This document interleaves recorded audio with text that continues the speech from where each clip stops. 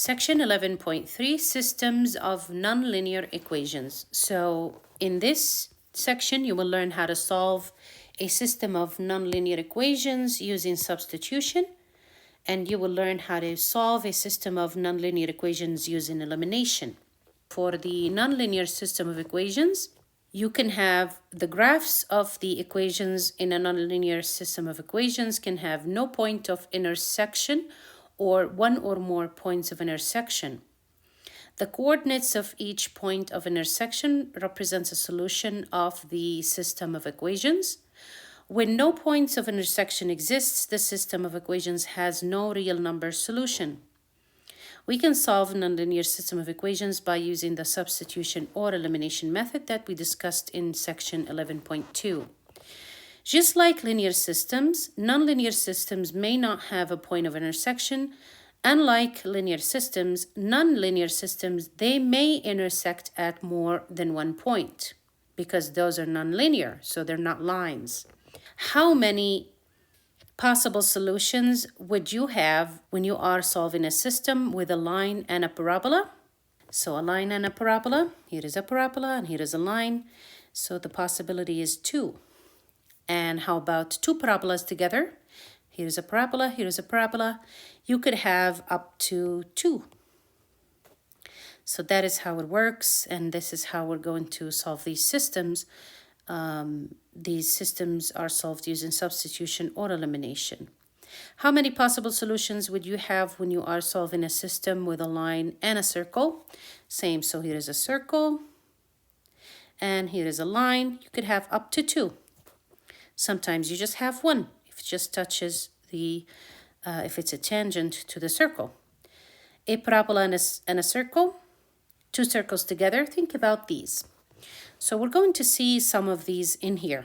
The first example here, x squared plus y squared equals 25, with y minus x equals 1. So it depends on the types of equations. We can see by practice, of course, which method is more suitable.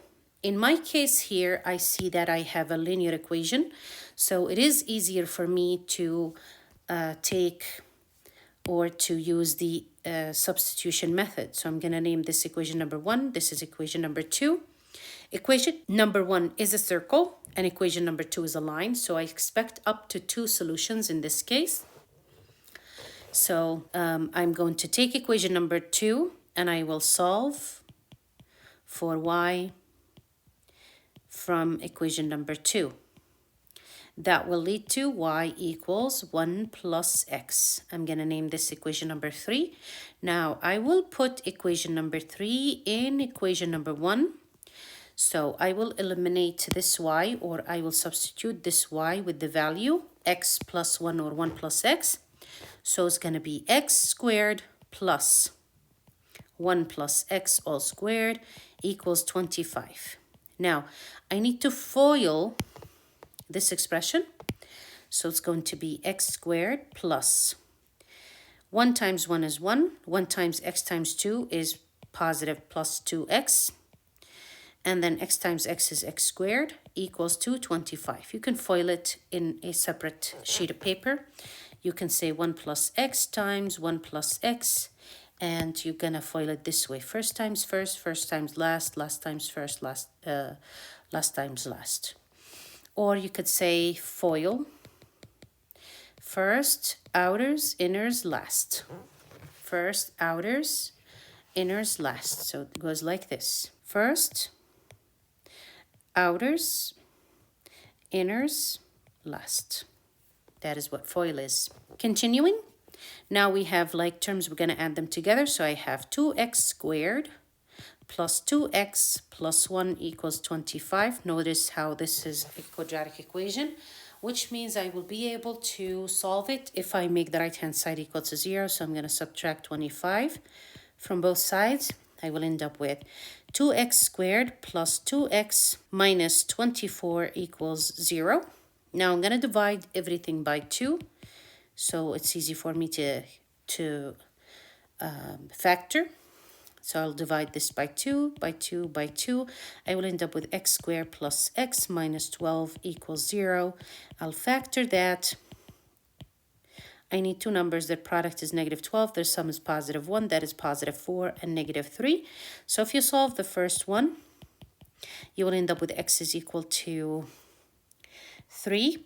And the corresponding y, I will use equation number 3 to figure out the y. So from 3, I will get y equals 1 plus 3, so y equals 4. So the first solution is 3 and 4. That is one possible solution. If I solve the second factor, x plus 4 equals to 0, I will end up with x equals negative 4. Using equation number 3 one more time, y equals 1 minus 4, so y equals negative 3. So the second solution is going to be negative 4 and negative 3. So these intersect at 2 points. The line and the circle intersect at 2 points. So here is the circle. And here is the line, and they intersect at 2 points. One is 3 and 4, and the other one is negative 4 and negative 3. This is just an illustration, not an actual graph. So just pay attention to that and make sure you graph it on Desmos if you're interested in seeing it exactly the way it is. The second equation also, I have y squared in terms of the x, so substitution happens to be easier for me because I have y squared written in terms of x. So all I need to do is to substitute this y squared with its value. So I'm going to name this equation number 1, this equation number 2. I'm going to say put equation number 2 in equation number 1. That will lead to x squared plus x plus 5. I substituted y squared with its value equals 25. This is a quadratic. I'm going to subtract 25 from both sides. I will end up with x squared plus x minus 20 equals 0. Now I will factor x and x. I need two numbers. Their product is negative 20. Their sum is positive 1. That is positive 5 and negative 4. If I solve the first factor, I will get x is equal to 4. Now, I will use equation number 2. So from equation number 2, I have y squared equals to 4 plus 5. So y squared is equal to 9. I'm going to take the square root for both sides. So I will have, don't forget positive and negative here, y equals positive and negative 3. So I will have possibilities of 4 and 3 or 4 and negative 3. So I have two solutions from the first one, from the first factor. From the second factor, I'll do it in a different color. X plus 5 equals to 0, which means x is equal to negative 5. And then again, from equation number 2, I will have y squared equals to negative 5 plus 5, which means y squared is equal to 0. Take the square root for both sides, you get y equals to 0 anyways. So I have one solution here, which is when x is negative 5, y is equal to 0. And in this case, I have three solutions. So what I can imagine here, I have a circle, which is the first equation. The second equation is a parabola. So I'm imagining that the parabola is going like this.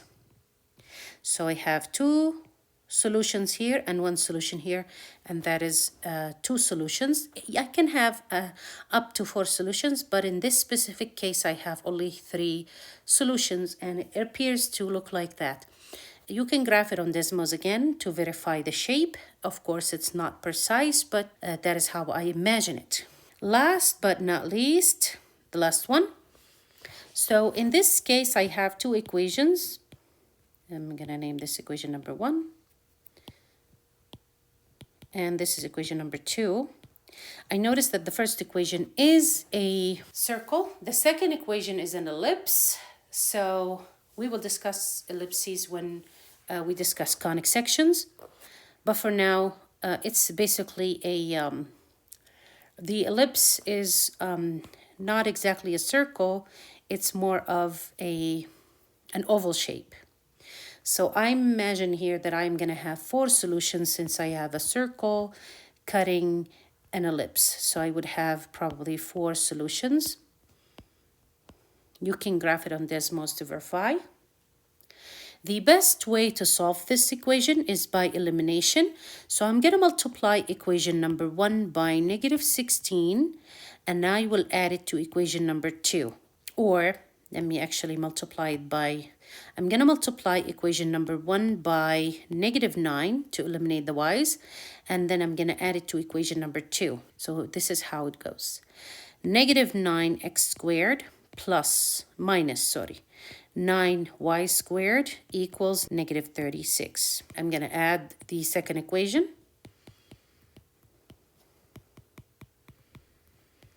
So I will have here, these will cancel together, and I will end up with 16 minus 9 is 7x squared equals 144 minus 36 is 108. And now I will need to solve for, so we divide both sides by 7.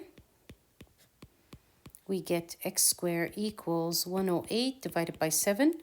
We're going to take the square root for both sides of the equation. Don't forget positive and negative. So we'll have x equals positive or negative. If you simplify that expression, you will get 6 square root of 3 over square root of 7. You can rationalize, but you can leave it like that as well. Now, in order to find the y values, we're going to use the equation. Either one of the equations, I'm going to use equation number 1.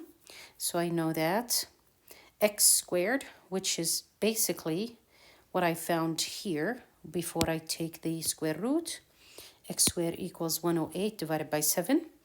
So I'm going to substitute it in equation number 1. Equation number 1. So put x squared equals 108 divided by 7 in equation number 1 to find y squared. So we have 108 divided by 7 plus y squared equals 4.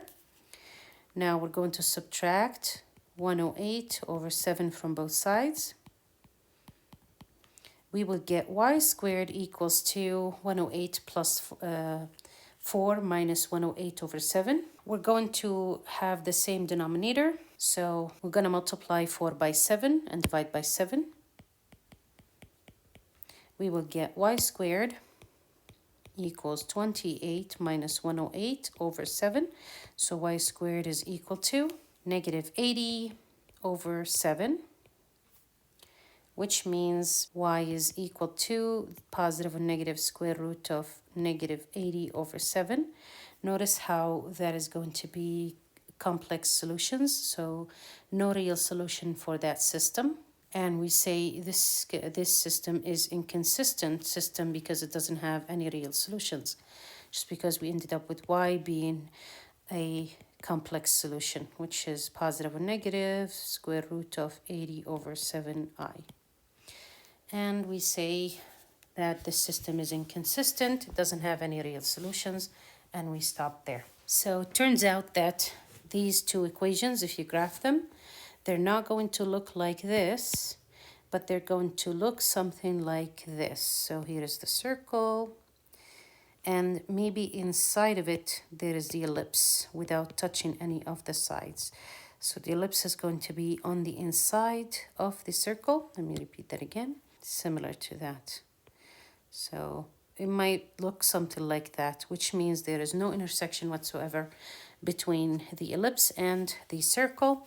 And that is what we have here, that we don't have any real solutions. Again, graphing should be probably the last option to solve these nonlinear equations, because graphing can be very tricky and can be not very precise, especially if you have radicals. The answer is not going to be very precise. So I would stay away from graphing and then follow either the elimination method or the substitution method to solve nonlinear systems of equations. So that is the conclusion of section 11.3. If you have any questions, let me know.